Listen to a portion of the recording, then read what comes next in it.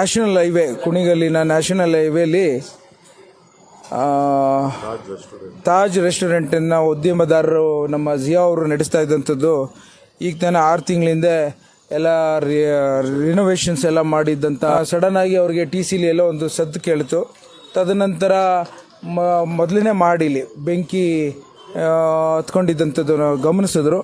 ಇಲ್ಲಿ ಭಾಳಷ್ಟು ಜನ ಅವ್ರ ಎಂಪ್ಲಾಯೀಸ್ಗಳು ಅವರೆಲ್ಲ ಸಹಚರರು ಇದ್ದಂಥದ್ದು ನೋಡಿದ ತಕ್ಷಣ ಎಲ್ಲ ಏನಾದ್ರು ಮಾಡಿ ಅದನ್ನು ಬೆಂಕಿನ ಆರಿಸಲಿಕ್ಕೆ ಪ್ರಯತ್ನ ಮಾಡೋಂಥ ಸಂದರ್ಭದಲ್ಲಿ ಸ್ಮೋಕು ಎಲ್ಲ ರೀತಿಯಲ್ಲೂ ಎಲ್ಲ ತುಂಬಿಕೊಂಡಿರೋಂಥ ಹಿನ್ನೆಲೆಯಲ್ಲಿ 5 ನಿಮಿಷದಲ್ಲಿ ಇಡೀ ಬಿಲ್ಡಿಂಗ್ಗೆ ಬೆಂಕಿ ಆಹುತಿ ಆಗಿದ್ದಂಥದ್ದನ್ನು ಕೇಳ್ಪಟ್ಟೆ.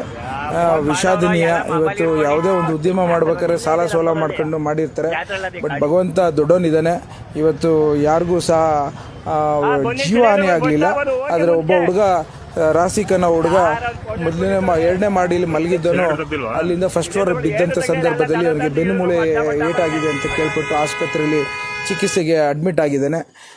ಇದು ಒಂದು ರೀತಿ ಇಷ್ಟು 5 ನಿಮಿಷದಲ್ಲಿ ಇಷ್ಟು ಬೆಂಕಿ ಆವರಿಸ್ತಿದೆ ಅಂತಂದರೆ ಇದರ ಕಾರಣನ ಏನು ಅಂತ ನಾನು ಫೈರ್ ಇಂಜಿನು ಮತ್ತು ಆಫೀಸರ್ಸ್ಗಳು ಮತ್ತು ನಮ್ಮ ಬೆಸ್ಕಾಂ ಆಫೀಸರ್ಸ್ಗೆ ರಿಪೋರ್ಟ್ ಕೇಳ್ತಾ ಇದ್ದೇನೆ.